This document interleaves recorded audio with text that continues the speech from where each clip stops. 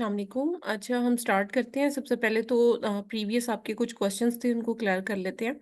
जिसमें आपने सबसे पहले पूछा था कि हमें ईमेल का कैसे पता चलेगा और हम फ़ोन नंबर कैसे लेंगे जिसके थ्रू हम अमेज़न की टीम को कॉल कर सकते हैं। सो फर्स्ट ऑफ ऑल आपके पास अमेज़न सेलर अकाउंट की चाइल्ड एक्सेस होना ज़रूरी है, जिसके थ्रू आपने कॉल करनी है। चाइल्ड एक्सेस के लिए यूज़र परमिशंस में आपने जाना है और अपनी ईमेल एड्रेस आपने क्लाइंट को दे देनी है। वो क्लाइंट आपकी नेम और आपका ईमेल एड्रेस एंटर करके यहाँ पे चेक करके आपको इनवाइट करेगा। आपने इनविटेशन एक्सेप्ट करनी है। जब आप एक्सेप्ट कर लेंगे तो इस तरह से मैनेज परमिशंस का बटन आ जाएगा। वो क्लाइंट यहाँ मैनेज परमिशंस पर क्लिक करेगा और एडमिन राइट्स आपको ग्रांट कर देगा। ठीक है? ये जितने एडमिन राइट्स हैं, एडमिन पर क्लिक करता जाएगा बटन्स पर और फिर कंटिन्यू पर क्लिक करेगा तो आपको चाइल्ड एक्सेस कंप्लीटली मिल जाएगी। फिर आप अमेज़न की टीम से कॉल पे बात कर सकते हैं। अच्छा, अब नंबर कहाँ से आएगा जिसके थ्रू आपने कॉल करनी है? फर्स्ट ऑफ ऑल जो फ़ोन नंबर है वो आपने अपना ही परचेज़ करना होता है या आप स्काइप का नंबर परचेज़ कर लें, क्योंकि स्काइप पर आपको कॉल का वॉइस का कोई इश्यू नहीं आता। अदरवाइज़ वाईकी का नंबर भी आप यूज़ कर सकते हैं। लेकिन स्काइप ज़्यादा बेहतर है कॉलिंग ऐप के लिए, तो उसकी सब्सक्रिप्शन आपको खुद से ही लेनी होती है। आपने अकाउंट हेल्थ में जाना है। कॉल करने का प्रोसीजर आपको बता रही हूँ, ठीक है? यहाँ पर ठीक है, आप देखें कि ऑप्शन आ रहा है to sell on Amazon, you are here, help us to reach you in critical event occurs. यहाँ पर हम अपना कॉन्टैक्ट नंबर दे सकते हैं, लेकिन आपने यहाँ पर ऐड नहीं करना कॉन्टैक्ट नंबर, ठीक है? आपने यहाँ पर कॉन्टैक्ट अस पर क्लिक करना है ठीक है, और यहाँ पर क्लिक करने के बाद ना एक केस ओपन करने की यहाँ पर आपको लाइक ऑप्शन आएगा कि आप यहाँ पर अपना इशू डिस्क्राइब करें। अच्छा, यहाँ पर कुछ अकाउंट्स पर आप देखेंगे सिर्फ ईमेल का बटन आएगा, यहाँ पर कॉल का बटन नहीं आ रहा होगा। जिस तरह से इस अकाउंट पर आप देख रहे हैं कि कॉल मी नाउ का बटन एक्टिव नहीं है। ठीक है? जी, कुछ अकाउंट्स पर कॉल मी नाउ का बटन एक्टिव होगा। आपको यहाँ पर नीड हेल्प में कॉन्टैक्ट अस की जगह पे कॉल मी नाउ या यहाँ पर करके कॉल मी नाउ का बटन नज़र आ रहा होगा। वो भी मैं अकाउंट आपको दिखा देती हूँ। लेकिन कुछ अकाउंट्स ऐसे भी होते हैं जिसमें कॉल मी नाउ नहीं होता। जैसे मैंने आपको ये वाला अकाउंट दिखाया है। इसमें अमेज़न ने ख़त्म किया हुआ है वो कॉल मी नाउ का बटन, ठीक है? तो हम कॉल नहीं कर सकते, अमेज़न की टीम की रिप्रेजेंटेटिव से बात नहीं कर सकते। अलबत्ता ये है कि यहाँ पर आप फ़ोन नंबर दे दें और अगर कॉल बैक का अमेज़न आपको ऑप्शन दे रहा है तो आपको कॉल बैक आ जाएगी। अदरवाइज़ आपको केस लॉग ओपन करके ही आप हेल्प ले सकते हैं। इसके अलावा कोई आपको कॉन्टैक्ट करने का कोई आउट ऑफ द वे कोई नंबर अमेज़न का अवेलेबल नहीं है। सेलर सेंट्रल के थ्रू थ्रू ही कॉल की जा सकती है, सेलर सेंट्रल के थ्रू ही ईमेल की जा सकती है, केस ओपन किया जा सकता है। लेकिन कुछ केसेज़ में आप देखेंगे कि अमेज़न ईमेल के थ्रू भी कम्युनिकेट करता है। लाइक हम अपनी रजिस्टर्ड ईमेल से कॉन्टैक्ट करते हैं अमेज़न से और अमेज़न हमें रजिस्टर्ड ईमेल जो अमेज़न की है उससे हमें रिप्लाई करता है और वो रिप्लाई हमें अमेज़न के सेलर अकाउंट पर भी आता है और ईमेल हुँ, पर भी आता है। दोनों पर आता है, ठीक है? लेकिन कुछ केसेस में कॉल मी नाउ का बटन एक्टिव नहीं होता। सो आप मुझे 2 मिनट टाइम दीजिएगा, मैं एक और अकाउंट लॉगिन करती हूँ और दिखाती हूँ कि कॉल मी नाउ का बटन जब एक्टिव होता है किसी भी अकाउंट पे, तो फिर आपने किस तरीके से कॉल करनी है, ठीक है? वो मैं आपको बताती हूँ, वेट कीजिएगा। जी, ये मैंने एक और अकाउंट ओपन किया है। अब इस अकाउंट में अगर ठीक मैं है, आपको दिखाऊँ तो परफॉर्मेंस में जाकर अकाउंट हेल्थ में जाना है और यहाँ पर भी आप देखें कि कॉन्टैक्ट अस का बटन आ रहा है। लेकिन अच्छा, कुछ केसेस में आपको मैं एक और चीज़ भी दिखाना चाह रही थी। यहाँ पर ना हेल्प का बटन होता है। यहाँ जी, टॉप जी। राइट कॉर्नर पे हेल्प का बटन होता है, ठीक है? यहाँ पर इस हेल्प के बटन पे आपने क्लिक करना है और फर्स्ट ऑप्शन आ रहा होता है गेट हेल्प एंड रिसोर्सेज, इसके ऊपर आपने जाकर क्लिक करना है।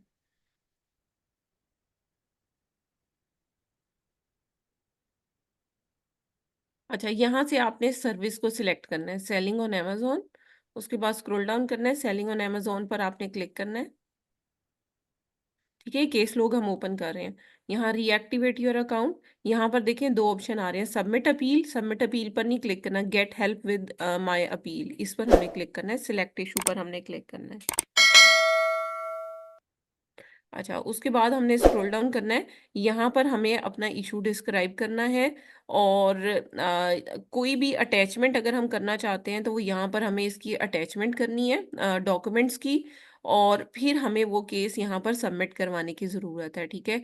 एक ये मेथड है इस पे केस लॉग को ओपन करने का, में और मैम जितने भी इसमें केस लॉग्स हैं उसमें गो टू केस लॉग पर जाकर हम अपने केस लॉग का स्टेटस यहाँ पर देख सकते हैं कि जो हमने केस ओपन किए हुए हैं उनके जो आंसर्स हैं, या अभी वो क्लोज्ड हैं, ओपन हैं, आंसर्ड हैं, क्या है, ट्रांसफर्ड हैं, वो सारा स्टेटस हम उसका यहाँ से देख सकते हैं। ये क्रिएशन डेट और टाइम नज़र आ रही है, ये आईडी है, ये उसका स्टेटस है, ये ईमेल है, और यहाँ पर आप देखें कि your selling Amazon selling account, जो भी आपकी क्यूरी होगी उसका कंप्लीट स्टेटस आप व्यू पे जाके चेक कर सकते हैं, और यहाँ पर आप उनके मैम मैंने फीडबैक और आपसे जो एक हमने क्रिएशन की है वो चेक कर सकते हैं। जी, अब आप पूछें क्वेश्चन। जब आपने केस लॉग ओपन किया था, जो हमने केस वहाँ पे पुट करना है, वो प्लान ऑफ एक्शन सबमिट करवाना है या कॉल की रिक्वेस्ट करनी है? नहीं नहीं नहीं, कॉल की रिक्वेस्ट करनी है हमें। और तो सबमिशन वहाँ पे जो अटैचमेंट लगवानी है, वो अटैचमेंट किस चीज़ वो की लगनी है? अटैचमेंट अपने इशू के स्क्रीनशॉट की, जैसे कोई वीडियो कॉल आप कर रहे हैं वो ज्वाइन नहीं हो रही, कोई कॉल ठीक करना चाह रहे हैं, कॉल नहीं यहाँ पर आपको इशू आ रहा है कि कॉल नहीं कनेक्ट करने का ऑप्शन आ रहा है आपके पास, तो उस चीज का ठीक है। स्क्रीनशॉट लेकर आपने साथ अटैच करना होता है, ताकि टीम को और मैम एक अंडरस्टैंडिंग हो सके कि हम कहना क्या चाह रहे हैं, हमारा इशू एक्चुअली है क्या। ठीक है, और मैम एक क्वेश्चन और था जो आपने लास्ट टाइम मुझे बताया था कि ओडीआर का जो 1% जो आता है कि उससे कम होना चाहिए। हम्म। सिर्फ ओडीआर में सिर्फ यही इशू आता है या इसके अलावा भी कोई और इशू आ सकता है? ओडीआर में यही इश्यू आता है कि 1% से अबव अगर जाएगा, वो तीन हम्म। फैक्टर्स की वजह से जा सकता है, या नेगेटिव फीडबैक की वजह से जा सकता है, या फिर वो आ जाएगा A to Z guarantee claim की वजह से, या फिर वो ठीक है। जाएगा ये जो चार्ज बैक क्लेम है, वो चार्ज बैक क्लेम, और वो मैं आपको बताती हूँ वो क्या होते हैं। अभी उसके बारे में भी डिस्कशन करते हैं। मैं 1 मिनट, एक और अकाउंट लॉग इन कर रही हूँ, और ठीक है। कॉल का बटन एक्चुअली देखना है, उसके बारे में मैं आपको बता। जी, हमने लास्ट टाइम जो डिस्कशन की थी वो ओडीआर से रिलेटेड की थी कि अगर ओडीआर इंक्रीज हो जाता है तो उसमें हमने किस तरह से प्लान ऑफ एक्शन को लिखना है। नेगेटिव फीडबैक को मैंने आपको बता दिया था।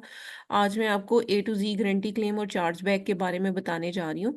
अब देखें, लास्ट टाइम जो हमने अकाउंट देखा था उसमें ओडीआर इंक्रीज था, लेकिन वो नेगेटिव फीडबैक की वजह से था। लेकिन अब अकाउंट जो मैं आपको दिखा रही हूँ इसमें ओडीआर का इशू है, लेकिन वो A to Z guarantee claim की वजह से है कि अमेज़न जो है उस पर किसी भी कस्टमर का इशू रिजॉल्व नहीं हुआ, तो उसने क्या किया है कि अमेज़न को डायरेक्ट केस फाइल किया है कि ये जो सेलर है ये मेरे इशू को रिजॉल्व नहीं कर रहा और ना ही मेरी पेमेंट रिफंड कर रहा है। तो अमेज़न क्या करता है कि इमीडिएटली केस को देखता है और हमारे अकाउंट से पैसे डिडक्ट करके कस्टमर को रिफंड कर देता है। इसे कहते हैं A to Z guarantee claim, कि वो क्लेम फाइल करता है कि मुझे मेरा इशू रिजॉल्व करवा कर दें या फिर मुझे रिफंड करवाएं, ठीक है।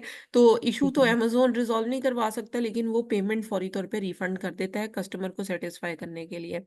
इसको A to Z guarantee claim को अगर आप देखना चाहें कि होता क्या है, तो उसके लिए आप A to Z guarantee claim पर ही क्लिक करेंगे तो आपको यहाँ पर एक विंडो ओपन होगी।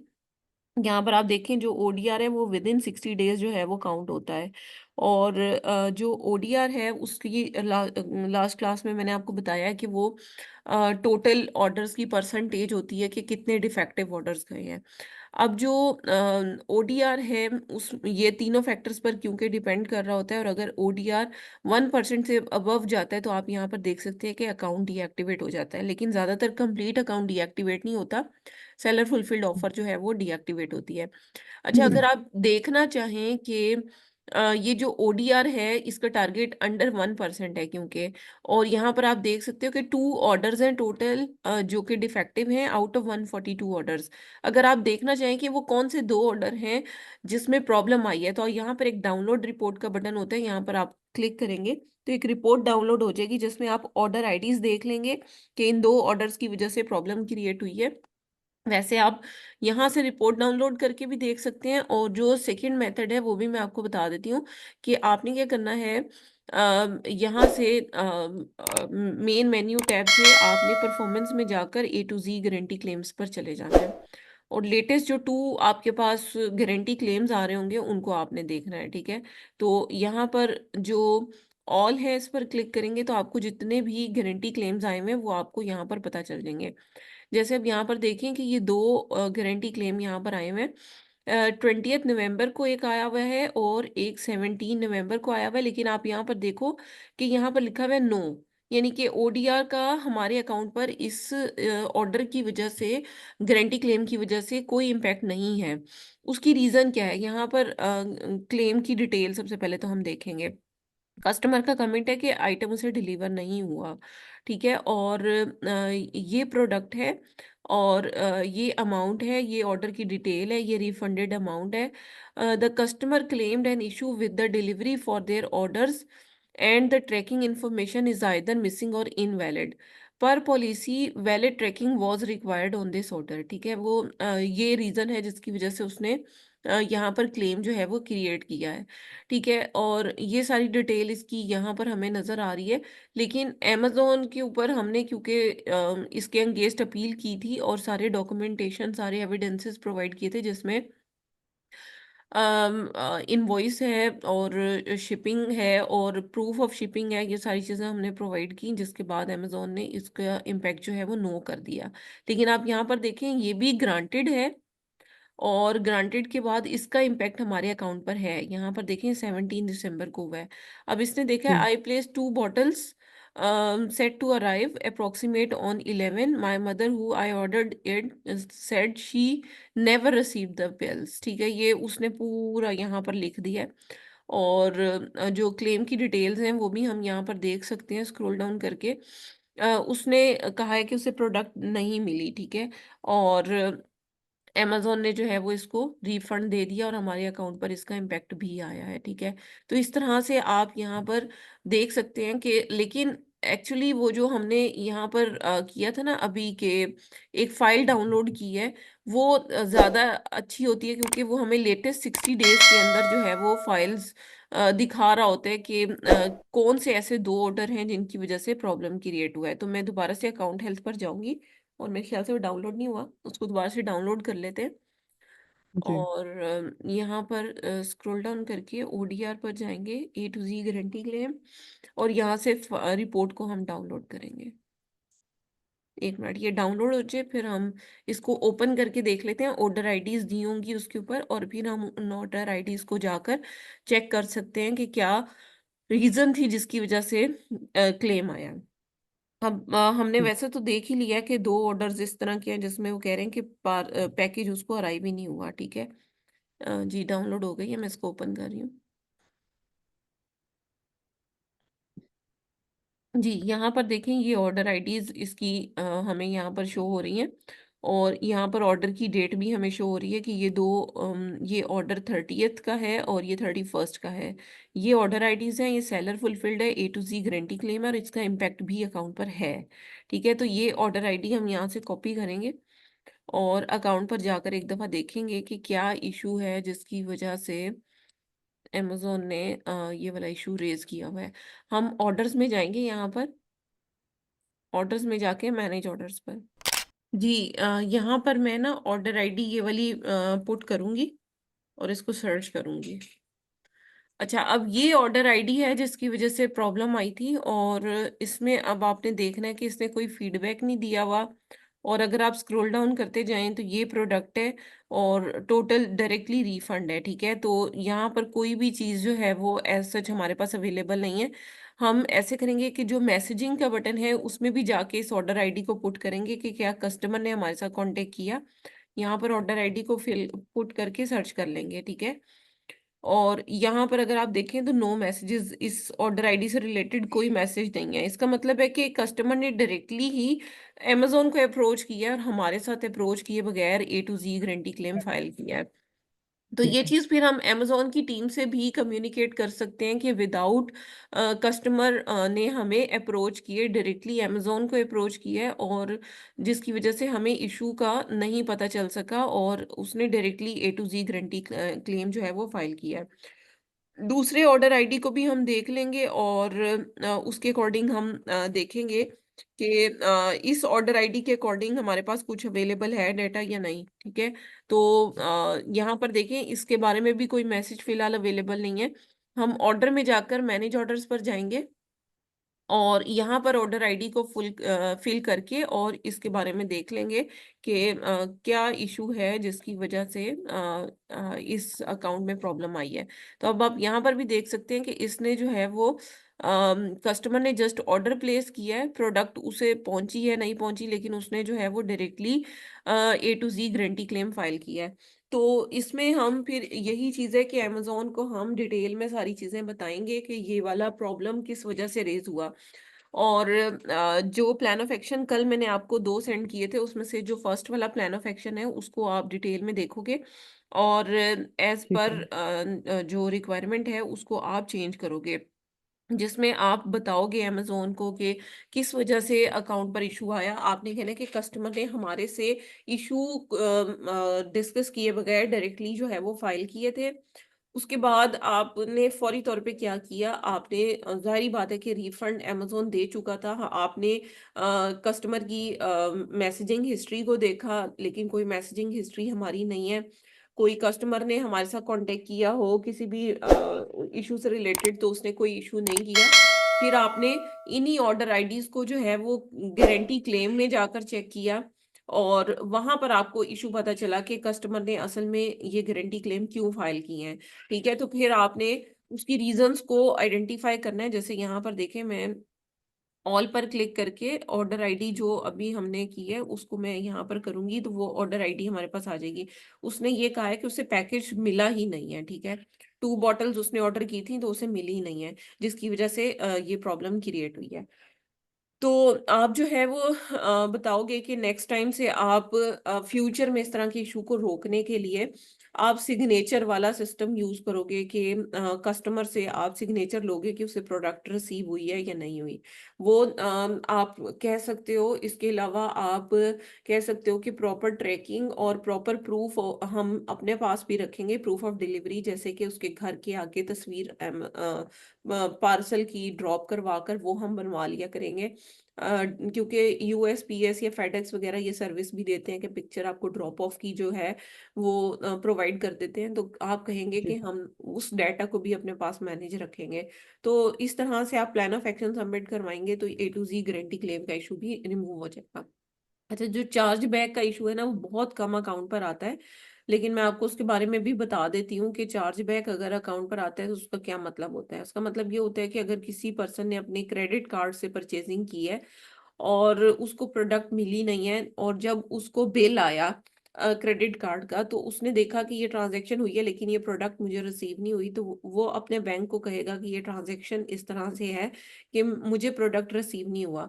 तो बैंक जो है वो अमेज़न से कांटेक्ट करेगा और वो चार्ज बैक के लिए कहेगा, यानी कि जो चार्ज हुआ है अमेज़न पर हमारे अकाउंट पर, वो उसे कहेगा कि वापस। वापस करते हैं, बैंक कहेगा। ठीक है, तो अमेज़न उसको इन्वेस्टिगेट करेगा और उसको वापस कर देगा। और इस केस में हमारे अकाउंट की हेल्थ मुतासिर होती है। ठीक है, लेकिन अगर इस तरह से है कि जो कस्टमर जिसका क्रेडिट कार्ड यूज हुआ है वो ये कहे कि ये ट्रांजैक्शन मैंने की ही नहीं, मेरा केस जो है मेरा जो कार्ड है वो आइडेंटिटी थेफ्ट में चला गया है और ये ट्रांजैक्शन मैंने की ही नहीं है, तो उस केस में बैंक जो है वो पैसे तो वापस ले लेगा। मतलब जो ऑर्डर है उसके पैसे तो वापस ले लेगा हमसे, लेकिन उसकी वजह से हमारे अकाउंट की हेल्थ में प्रॉब्लम नहीं आएगा। तो इस वजह से 99% केसेस में चार्ज बैक की वजह से कभी भी अकाउंट के ऊपर प्रॉब्लम ओडीआर में नहीं आता। ओनली वन ठीक है। परसेंट चांस होता है कि कभी हो गया कि चार्ज बैक की वजह से आपके अकाउंट पर प्रॉब्लम आए। अदरवाइज ज्यादातर A to Z guarantee claims. अच्छा, बहुत सारे कस्टमर्स ऐसे होते हैं जिनको ना मैसेजिंग करने नहीं आती, प्लेटफॉर्म पर जाकर सेलर के साथ कम्युनिकेट नहीं करना आता, उन्हें direct A to Z guarantee claim का ऑप्शन नजर आ रहा होता है, वो उसी के ऊपर क्लिक करते हैं, जिसकी वजह से ये इशू रेज हो जाता है। तो वो कम्युनि जैसे अभी हमने देखा है कि दोनों सेलर्स ऐसे हैं जिन्होंने हमारे साथ कम्युनिकेट ही नहीं कम्युनिकेट किया, नहीं किया डायरेक्ट हुआ। उन्होंने क्लेम ही फाइल किया है। जी। तो इस तरह के केसेस में जो डायरेक्ट क्लेम होता है या नेगेटिव फीडबैक होता है, इसी की वजह से ओडीआर में मसला आता है, अदरवाइज मसला नहीं आता। तो इसकी अपील जो है वो ऑलरेडी मैंने आपके साथ शेयर की हुई है। अब हम जो डिस्कशन करेंगे वो लेट शिपमेंट और प्री फुलफिलमेंट कैंसिल रेट को डिस्कस करेंगे। अब ठीक ये है। मैंने आपको क्योंकि ऑलरेडी बताया है कि ये एफबीएम के ऑर्डर्स के ऊपर एप्लीकेबल है, एफबीए पर ये वाला पोर्शन एप्लीकेबल नहीं होता। अगर आपने लेट ऑर्डर डिस्पैच किए हैं तो ऑब्वियसली इसका जो टारगेट है 4% है, 4% से अंडर होना चाहिए। अगर 4% से ये अबव जाता है तो amazon हमारे अकाउंट की सेलर फुलफिल्ड ऑफर जो है वो डीएक्टिवेट करता है।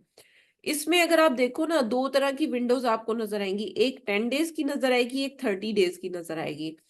तो amazon इसको दो तरह से चेक कर रहा होता है कि 10 डेज, लास्ट 10 डेज में कितने ऑर्डर लेट शिप किए और 30 डेज में आपने कितने ऑर्डर्स लेट शिप किए। तो टोटल ऑर्डर जीरो और कोई ऑर्डर भी मतलब हमने लेट शिप नहीं किया, क्योंकि इस अकाउंट के ऊपर आप देख सकते हो कि अभी करंटली क्योंकि डीएक्टिवेटेड है, तो अगर ये एक्टिवेट होता और इसका ओडिया सॉरी एलएसआर ये लेट शिपमेंट रेट अगर इंक्रीज हो गया होता तो फिर यहाँ पर हमें नजर आता कि इतने ऑर्डर्स में से इतने ऑर्डर्स लेट शिप हुए हैं। अच्छा, यहाँ पर आप देखो लेट शिप का मतलब क्या है कि शिपमेंट की कंफर्मेशन ही लेट की गई है। वो मैं आपको दिखा देती हूँ सबसे पहले कि ऑर्डर की जो शिपमेंट होती है वो कहाँ से देखी जाती है। ये देखें, यहाँ पर मेन मेन्यू बटन पे जाएंगे और यहाँ पर मैनेज ऑर्डर्स पर हम जाएंगे। ठीक है, जैसे मैंने अभी ऑर्डर्स ओपन किए थे ना, ऑर्डर आईडी ओपन की थी, तो जो शिफ्ट जी। ऑर्डर्स हैं वो मैंने ओपन करना है यहाँ पर। और उसके बाद ये लास्ट 7 डेज का आ रहा है, इसको जरा हम 180 डेज पर ले जाते हैं जरा, कुछ ऑर्डर्स मैम हमें ये तो यहाँ पर शो हो एफपीए ऑर्डर जाएंगे। से हमने एफपीएम देखने हैं। जी, जाहिर ही बात है, एफबीएम पर ही एप्लीकेबल है तो एफबीएम ही देखेंगे ना, एफबीए क्यों देखेंगे। ये ऑर्डर आईडी पर मैंने क्लिक किया है, यहाँ पर जी। देखिए शिप बाय, डिलीवर बाय और परचेजिंग डेट, ये तीन चीजें हमें नजर आ रही होती हैं।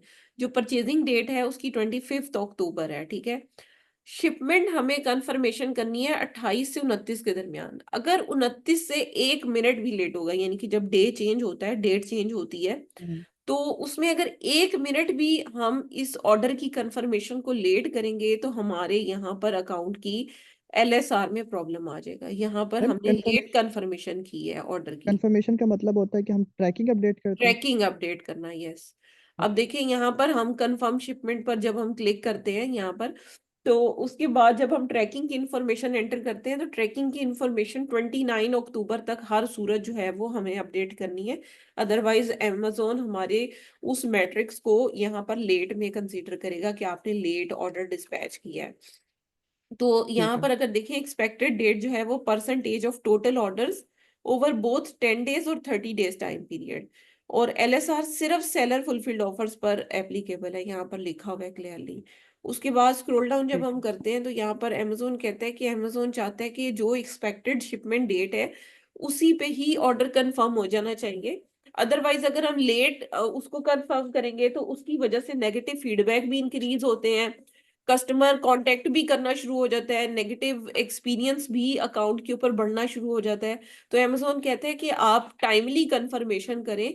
अगर आप टाइमली कंफर्मेशन नहीं कर पा रहे तो एटलीस्ट आप ये करें कि हैंडलिंग टाइम इंक्रीज कर दें अपना, ताकि आप विद इन टाइमलाइन जो है वो अपनी ट्रैकिंग की इंफॉर्मेशन को अपडेट कर सके। और पॉलिसी के मुताबिक 4% से अबव अगर जाएगा तो अकाउंट डीएक्टिवेट हो सकता है। ठीक है, तो अभी आप वेट करें, मैं आपको इसका प्लान ऑफ एक्शन शेयर करती हूँ, फिर हम फर्दर डिस्कशन करते हैं। ओके। जी, मैंने आपके साथ शेयर किया है। उसमें सबसे पहले तो नोटिफिकेशन मैंने आपको शेयर किया कि अमेजोन जो नोटिफिकेशन सेंड करता है वो किस तरह से करता है। उसमें जी ये मैं चीज देख रहा हूँ। लिखी हुई होती है कि एलएसआर जो है वो लेस देन 4% होना चाहिए, तो आपका हायर है जिसकी वजह से आप अभी सेलिंग नहीं कर सकते, आपकी लिस्टिंग रिमूव कर दी है। जितने भी ठीक ऑर्डर है। हैं उनको शिप कर दें। फंड्स अभी अकाउंट में आपके डिसबर्स नहीं होंगे। और पहले टू जी गारंटी क्लेम चार्जबैक्स ये वो डिडक्ट होंगे, उसके बाद फिर 90 डेज के बाद फंड्स की बात हो सकती है। ठीक है, ये चीज है। इस तरह का नोटिफिकेशन होता है। उसके बाद हमें इस तरह की अपील सबमिट करवानी होती है जो कि मैंने आपको सेंड की है, जिसमें जी जी। एलएसआर की जो लेट शिपमेंट की जो रीजंस हैं वो तीन ही तरह की हो सकती हैं, जिसमें या तो स्टाफ की शॉर्टेज हो सकती है कि जो आपकी प्रोडक्ट को जाकर डिलीवर करके आता है, या फिर पैकेजिंग में हेल्प करता है स्टाफ आपकी, या फिर इन्वेंट्री की शॉर्टेज हो सकती है कि आपके पास इन्वेंट्री शॉर्ट हो गई और उसको मैनेज करते हुए टाइम लग गया, जिसकी वजह से आपने कंफर्मेशन जो है वो ऑर्डर की लेट की है। उसके बाद कोरियर सर्विस की तरफ से भी डिले हो सकता है कि कोरियर ने आपको ट्रैकिंग इंफॉर्मेशन प्रोवाइड करने में डिले कर दिया। तो ये टाइम दे तीन दिया ही ओके। रीजंस हो सकती हैं लेट शिपमेंट रेट की। इसके अलावा कोई और रीजन नहीं बनती। तो मैंने ये तीन रीजंस यहाँ पर मेंशन किए। जो भी रीजन होगी आपने क्लाइंट के साथ डिस्कस करना है और उसके बाद उसकी एक्सप्लेनेशन यहाँ पर लिखनी है। उसके बाद जो प्लान ऑफ एक्शन है उसमें आप फौरी तौर पे क्या करेंगे और फ्यूचर में कैसे रोकेंगे, ये दोनों चीजें एक साथ ही लिखी हुई हैं। तीनों की जो मतलब रीजंस हैं वन बाय वन, उनके अकॉर्डिंग प्लान ऑफ एक्शन लिखा हुआ है कि अगर इन्वेंट्री का इशू है तो फिर आप क्या करोगे, एडवांस में इन्वेंट्री को मैनेज करोगे और सफिशिएंट स्टॉक रखोगे इन्वेंट्री का, पैकेजिंग मटेरियल का, ताकि फ्यूचर में इस तरह के इशू से, डिले से जो है वो अवॉइड किया जा सके। समटाइम ये होता है इन्वेंट्री भी पड़ी होती है लेकिन पैकेजिंग मटेरियल हमारा खत्म हुआ होता है, जिसको ऑर्डर करते हुए लेकर आते हुए टाइम लग जाता है, जिसकी वजह से जो ठीक ऑर्डर है। है वो लेट हम डिलीवर कर रहे होते हैं। और उसके बाद जो है आप बता सकते हो कि हम इन्वेंट्री को की शॉर्टेज को मतलब करने के लिए हम इन्वेंट्री मैनेजमेंट सॉफ्टवेयर भी यूज कर सकते हैं। प्लस उसके साथ हम जो इन्वेंट्री है उस कुछ एडवांस में अपने पास एडिशनल स्टॉक भी रखेंगे कि आउट ऑफ स्टॉक होने के बाद हम उस इन्वेंट्री को यूटिलाइज कर सकें। और अगर स्टाफ का हम्म। इशू था तो फिर आप बताएंगे कि हम एक्सपीरियंस स्टाफ जो है वो हायर कर रहे हैं, हायरिंग का प्रोसीजर हमारा चल रहा है। और हम अपने न्यू स्टाफ के साथ ओडीआर को भी डिस्कस करेंगे और जो भी सेलर यूनिवर्सिटीज के मॉड्यूल्स हैं डिफरेंट टॉपिक्स पर, वो डिस्कस करने के बाद हम उन्हें मतलब अपॉइंट करेंगे। ठीक है। ठीक और है। उसके बाद जो कोरियर डिले है उसको भी आप बता सकते हैं कि हमने जो डिलीवरी वाली सर्विस है जैसे फेडेक्स है, यूएसपीएस है या यूपीएस है, उनसे कांटेक्ट किया, उन्हें कहा कि हमें ट्रैकिंग इन्फॉर्मेशन ऑन टाइम दें, प्रोडक्ट हम टाइमली डिलीवर करेंगे और बिफोर टाइम करेंगे ताकि जो ट्रैकिंग है हमें फौरी तौर पे इशू हो जाए। और अगर कोरियर सर्विस चेंज करना चाहते हैं आप तो वो भी मेंशन कर सकते हैं कि हम कोरियर सर्विस चेंज करने जा रहे हैं। तो ओवरऑल जो है वो आप इसमें इस तरह के इश्यूज से कैसे बच सकते हैं। आप हैंडलिंग टाइम इंक्रीज कर दें, प्लस उसके साथ इन्वेंट्री का स्टॉक अपने पास प्रॉपर मेंटेन रखेंगे ताकि आउट ऑफ स्टॉक ना हो। अच्छा, जो फ्यूचर प्रिवेंटिव है ना उसमें आप तीनों पॉइंट्स के वो लिखोगे, लेकिन जो प्लान ऑफ एक्शन और रूट कॉज है उसमें जो इशू था सिर्फ उसके बारे में लिखोगे। लेकिन जो फ्यूचर में कैसे बचा जा सकता है, क्योंकि इन तीनों इश्यूज की वजह से ही लेट शिपमेंट हो सकती है, तो आपने तीनों इश्यूज को ही डिस्कस करना है अमेजोन के साथ। और आपने तीनों इश्यूज को एक्सप्लेन कर देना है कि इन्वेंट्री के लिए हम इन्वेंट्री सॉफ्टवेयर यूज करेंगे, इन्वेंट्री के लिए जो प्रोडक्ट्स हैं उसका हैंडलिंग टाइम इंक्रीज कर देंगे, डिलीवरी का प्रोसेस राइट मैनर में करेंगे, जो ट्रैकिंग इंफॉर्मेशन है उसको हम लाइक टाइमली एंटर करेंगे, और अगर आप कोरियर सर्विस चेंज कर रहे हैं तो उसके बारे में भी आप एक्सप्लेन कर देंगे। तो ये लेट ठीक। शिपमेंट रेट का जो कंप्लीट आपको गाइडलाइंस है वो मैंने प्रोवाइड कर दी है। अब इससे रिलेटेड आपका कोई भी क्वेश्चन है वो आप मेरे से क्लियर कर लें वन बाय वन।